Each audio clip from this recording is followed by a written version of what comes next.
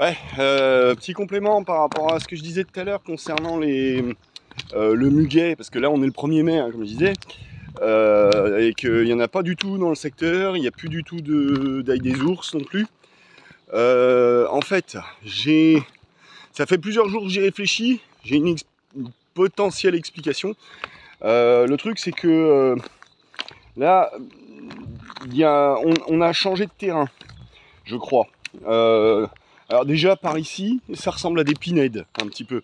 Alors bon, bah pas là je suis dans une forêt de feuillus, mais il y a beaucoup de petits bois, de pins, on se croirait dans le sud, dans le midi. Alors qu'on est pourtant dans le nord de Lyon, mais bon.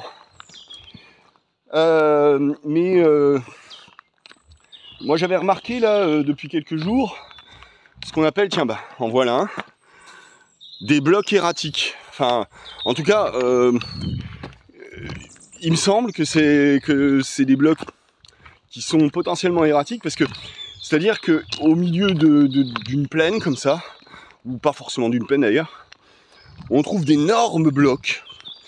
Alors, tout à l'heure, je me suis arrêté, j'ai tapé sur un pour voir, être sûr si c'était pas des blocs de calcaire.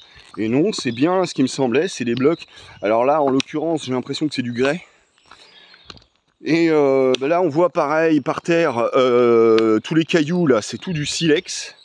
Alors, à ma connaissance, pour autant que je me souvienne, le silex et le calcaire, ça fait plutôt bon ménage.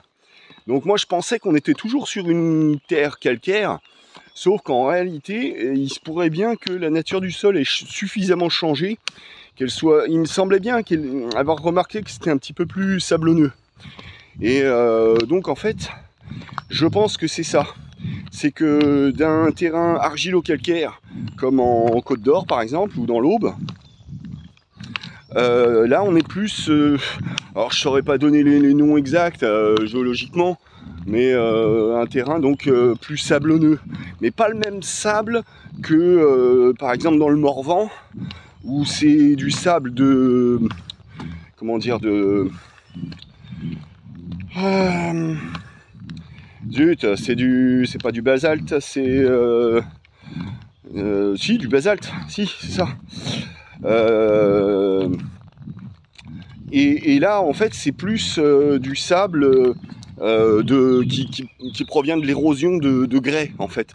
Le grès, sachant que c'est déjà une roche qui s'est formée à partir du sable, qui s'est accumulée au fond des océans et qui a été compactée quand elle a fait un petit voyage sous terre. Enfin bref. Bon, allez, je m'éternise pas plus. De toute façon, je suis à la fin de la vidéo.